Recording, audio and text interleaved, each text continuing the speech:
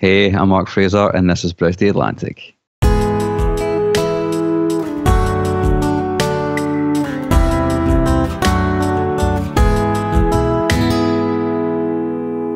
Welcome to Bridge the Atlantic's interviews, where we get to know the people behind and in front of the creative industries. We are your hosts, music web designer Ross Barber-Smith from Scotland, owner of Electric Kiwi, where we create awesome custom websites for bands, artists and musicians. You can follow me on Twitter, Instagram and Facebook as Electric Kiwi. And I'm singer-songwriter and multi-instrumentalist Marcy Novelli from Canada, a man who wears many hats, literally and figuratively.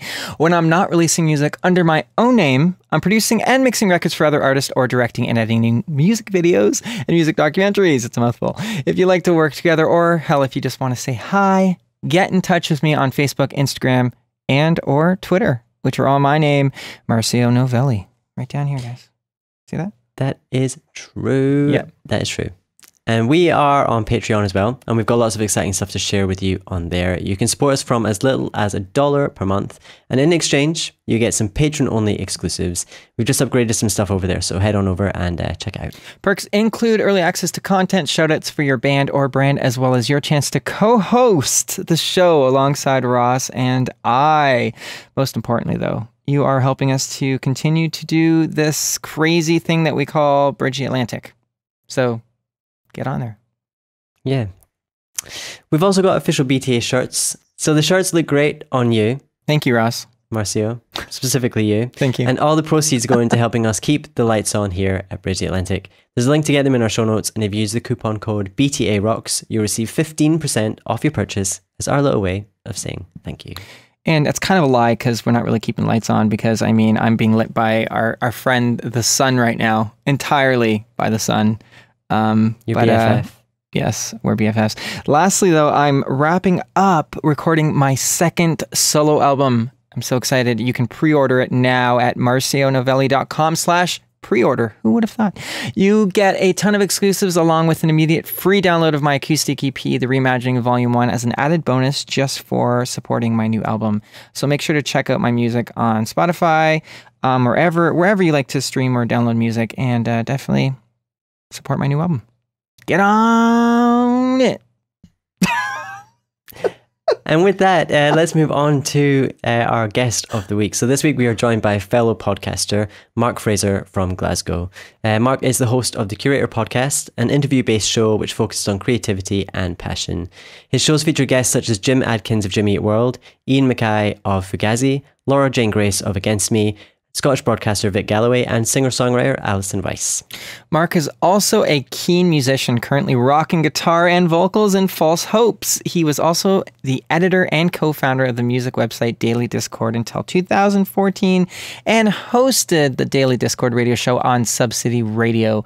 We're excited to talk podcasting, creativity, and more with the curator himself. So let's jump right in.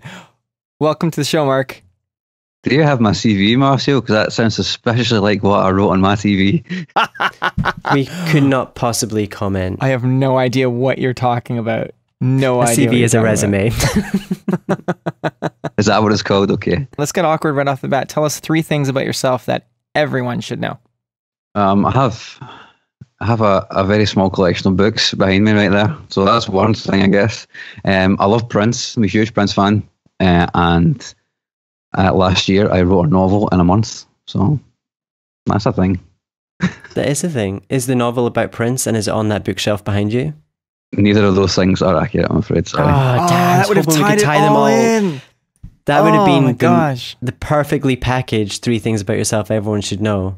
Yeah, it would have been circular. I didn't think that far ahead though, man. Otherwise, Otherwise you would have made it happen. Yeah.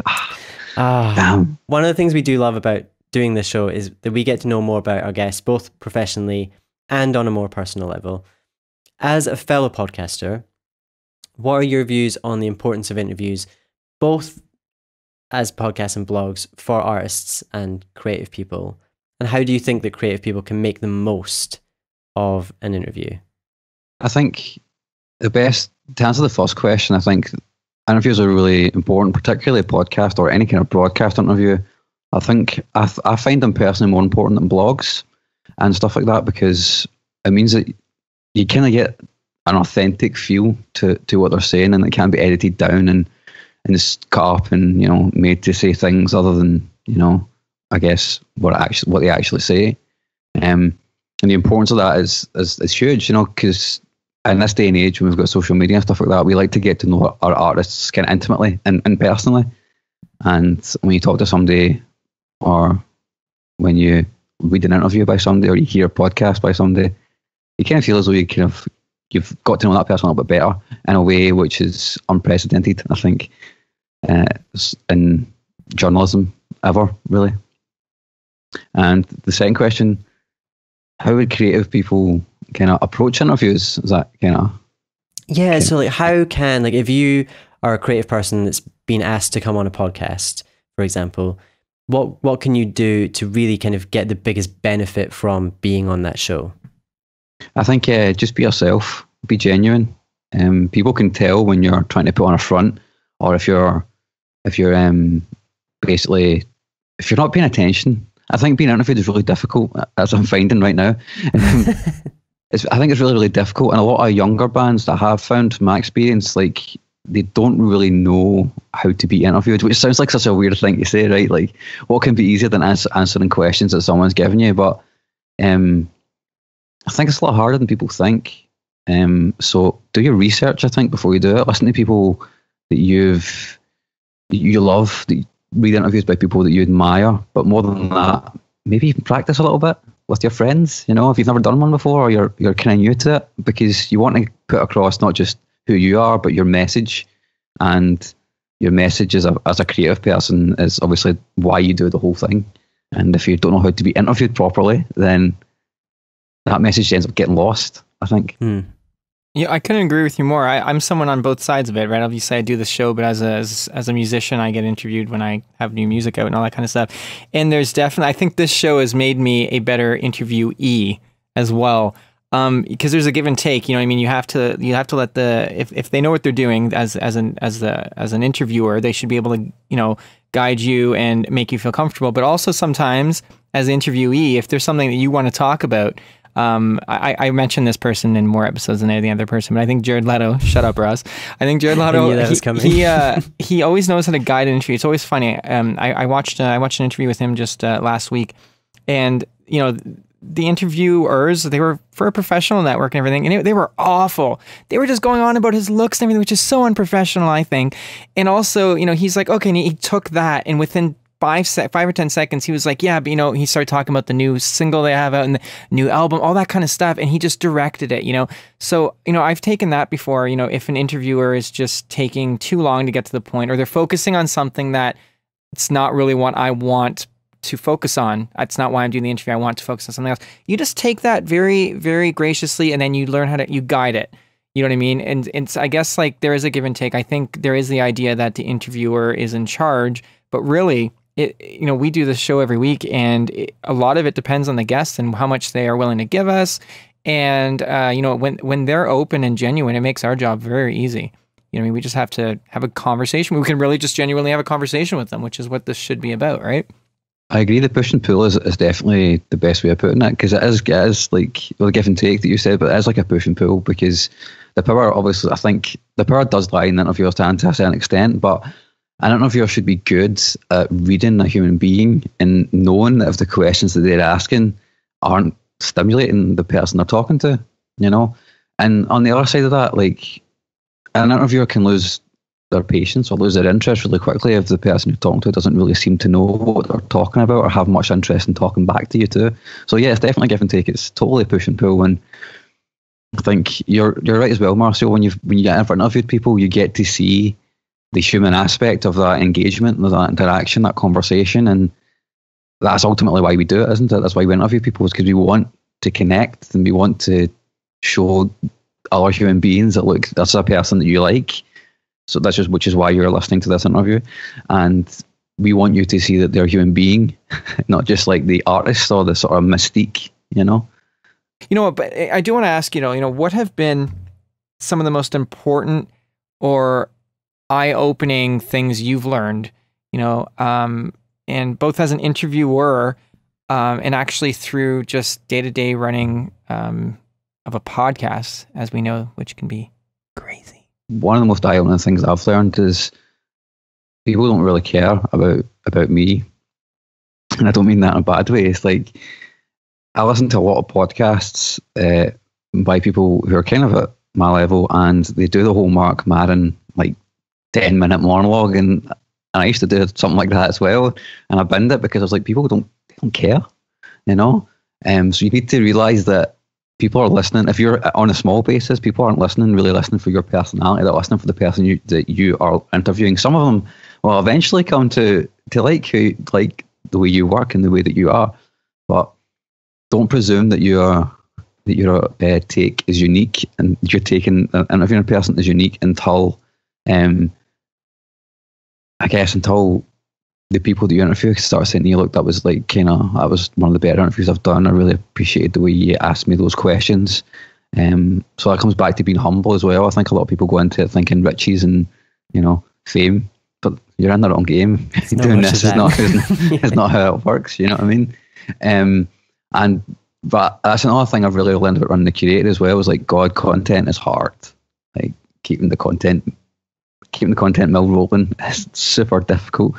I think, I'm in season 2 now, and I deliberately did a second season. I deliberately brought it into 2 seasons, because I was getting burned out by interviewing people every week and trying to rustle together content and try to pull stuff in. And because I like to do like sort of face-to-face interviews, that takes on a totally different kind of vibe when I'm needing to try and find somebody who's coming through Glasgow and sitting them down going, look, let's have an interview.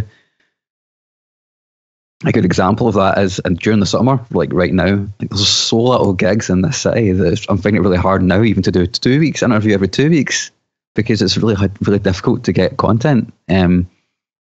So you need to try and fill it up in other ways, which is why you have a content marketing strategy, which I guess people don't really think about when they start off this kind of thing. But that's what makes keeping yourself front and center, even if you're not creating content. If you're curating content, that keeps you present in people's minds, and that's ultimately the most important thing. Not the content you create, but the way you present everything. The content you create, the content that you share, and all of that. When it comes together, I've learned that is kind of synergy.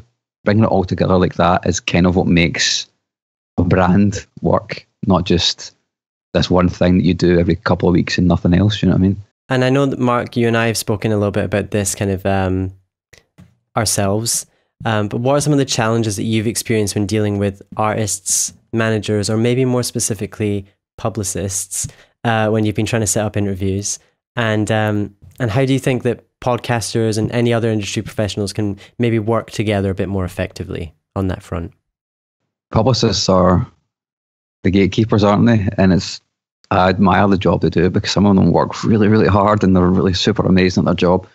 But I think one of the things you might be talking about, Ross, that we've discussed in the past before, is that some publicists will automatically demand to see download figures or that kind of thing. And I don't mind telling people what mine are, but see if that's a prerequisite for talking to that artist. I don't care how much I love that artist. Like, you're putting me on the wrong foot straight away.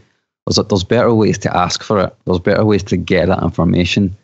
But if you're asking right out the gate, if I email you for an interview and go, yeah, can I interview this person? Like, oh yeah, I think we might be able to do that. Like, what kind of downloads do you get? I'm kind of going to go, nah, you're all right. Like, I'm sorry, but I don't play the game that way. I'll tell you if you want, but you could have asked me that in a different way. You could have like tried to set something up first. You know what I mean? Another thing which I find, which is probably quite unique to the kind of podcast I do, is like, it's really difficult to get publicists to communicate to the managers on the ground that I need a quiet space, that I need somewhere which is not going to have a band sound checking like right next door. Better communication from that point of view would also be really, really helpful. And the couple that have actually asked me that straight away. It's like, whereabouts, what kind of requirements do you need to do an interview? Straight away, I'm like, you're a star. Yes, let's work together more, because you're thinking about your artists, you're thinking about, the press, and you're also making it happen in a really nice way. You know, those people are legends. There's not enough of them. We've had a few great publicists on the show as guests, and they're wonderful. But we have had run-ins with some publicists that do ask for figures. It's not too many. We haven't had too many, but yeah, we are not interested in working with people like that because you're coming in it for the wrong reasons. Like, especially on an independent level, should we ask you what your record sales are? You know, because obviously that's public when it's much bigger, but you know, we don't really know what people's record sales are and if they're under 50,000 or something like that. You know what I mean? And how insulting would that be if we did that? Yeah, we want to get you on the show, but first tell us your figures first. It's like, that's not what it's about. We find you interesting. Do you want to come talk to us? Mark, you ready for 20 questions? Born ready. Coffee or tea? Tea. Meat or veggies? Meat. Twitter or Facebook? Twitter. Indie or major? Indie. CD or vinyl? Vinyl. I think I know the answer to this one. Marvel or DC? Marvel. Of course. Education or experience? Oh God, education. James Cameron or Ridley Scott? James Cameron. Prince or Stevie Wonder? Prince. There is no question there. Talent or attitude? Talent. Star Wars or Star Trek? Star Trek. Alien or Predator? Alien. The Wire or The Sopranos? I just finished watching The Wire, so it's definitely The Wire. Batman or Superman? Batman. Ricky Gervais, who I just saw live, he was awesome, or Ricky Martin? Who you also just saw live and you thought he was awesome too. I'm kidding, you did not see him live. Ricky Martin. Michael Jackson or Michael Bolton? Michael Jackson. Controversial. What's controversial, your answer or Michael Jackson? Michael Jackson generally. Yeah, pretty much. Celine Dion or Marilyn Manson? Marilyn Manson. Yeah, good choice. Not enough people pick Manson. My boy Manson. Your boy. Awesome, right? Yeah. Whale or kale? Kale.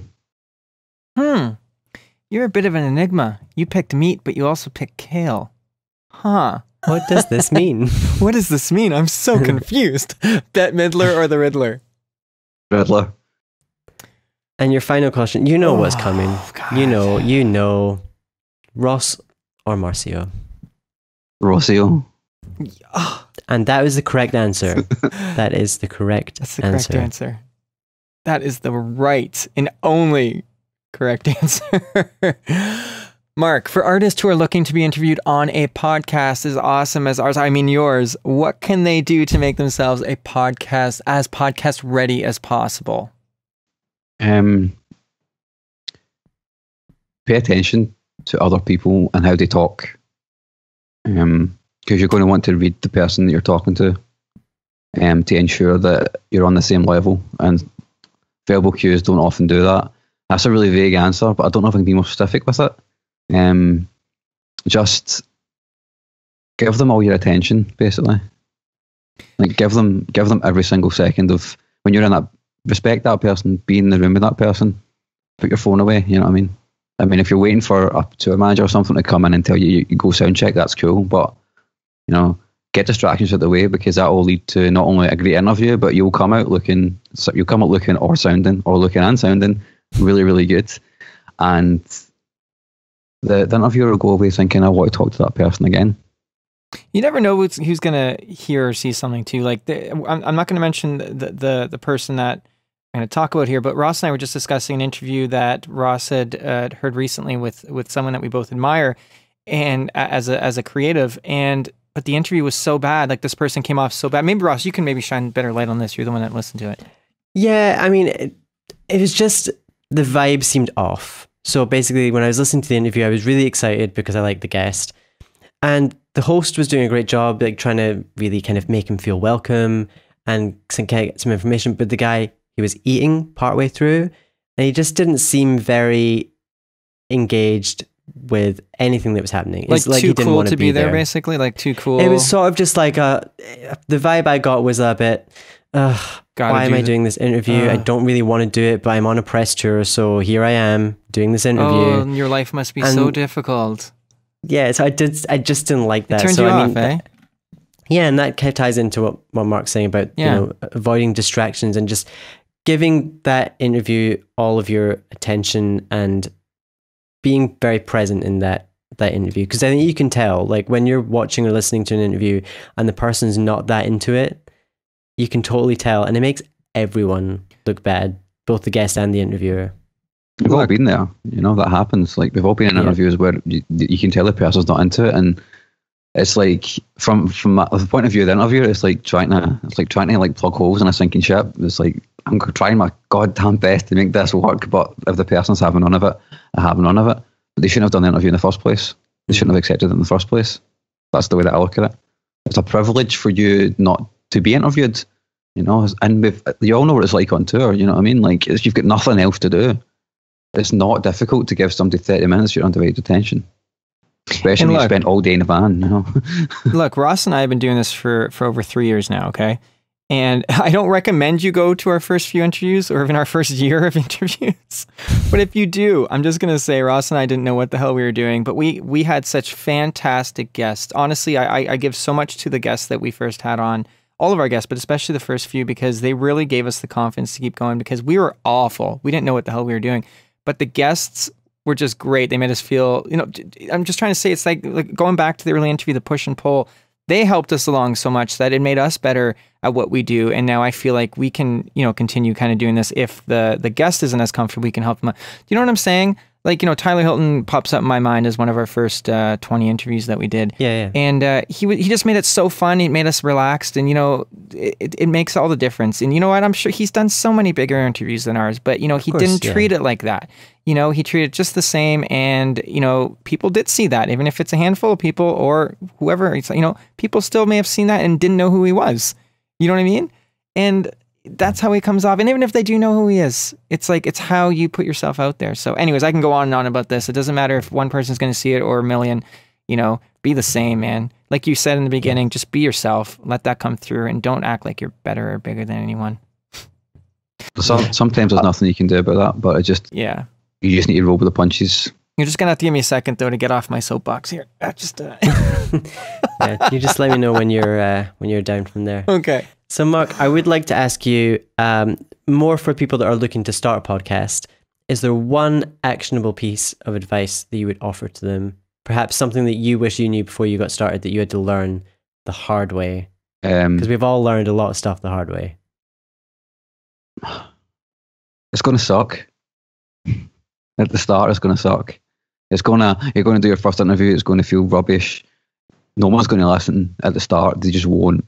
And the only actual piece of advice I could give with that is keep doing it. Most podcasts don't make it past episode 7 because people expect fans to just arrive. It's like, no, you got to build it, man. It's hard work, and it will suck, and it will go, and even you get to the stage that we're at, and it's still going to keep sucking. Like they're still going to. You'll look at some weeks and go, oh God, why am I doing this? But then you do stuff like this, and it makes you go, you know what? This is actually cool, man. Like, you know. So I would say just prepare to feel pain, basically, for the podcaster's first pain. Few episodes. Yeah, you're gonna have to. Yeah. But if you stick in at it, it will be. If you stick in at it for yourself, it will be one of the most rewarding things you'll ever do, without question. Just within you, you know. Absolutely. And you know what? I think it's important to remember those little milestones. You know, like when you get your first favorite guest, like what I mean by that is someone that you admire that you get on the show. You know what I mean? Like that's a huge milestone, and it's easy to forget that as you get a few more guests of name, I guess. You know, and as that, it's easy to look back and or not look back and just kind of keep thinking about where you're stuck at, I guess. You know, but especially when it comes time to monetize things, we can do a whole interview on that. That's probably the podcaster's most difficult hurdle. Once you've gotten past that 7, 20, 30 episodes or whatever, and then you're like, okay, we're doing something here, but oh, I can't quit my day job yet. You know? So it's like there's so much to it, but it's like Ross and I sometimes do have to remind each other. We are lucky that we have each other doing this co-host, but to look back, you know, I don't know if you do this as well, Mark, but just to look back and be like, okay, you know, I am proud of some of the stuff we've done, you know what I mean? So you should be proud of what you've done, Mark, you know, but can't be proud of yourself if you don't get past that. Yeah, I've consulted a few people in Glasgow about podcasting, about starting podcasts, and they've started and stopped quite quickly because they're not ready for the suck. Mark, we love you, man. I love your attitude. I love your philosophy and everything. And I think everyone tuning in right now probably feels the same way. And if you don't, that's too bad. Where's the best place for people to reach out to you online? The curatorpodcast.com. That's where you can find me. Can I plug something? Is there something I can plug here? Of course you can. Plug away. I've just been asked to do some live shows at a festival in Dundee in December.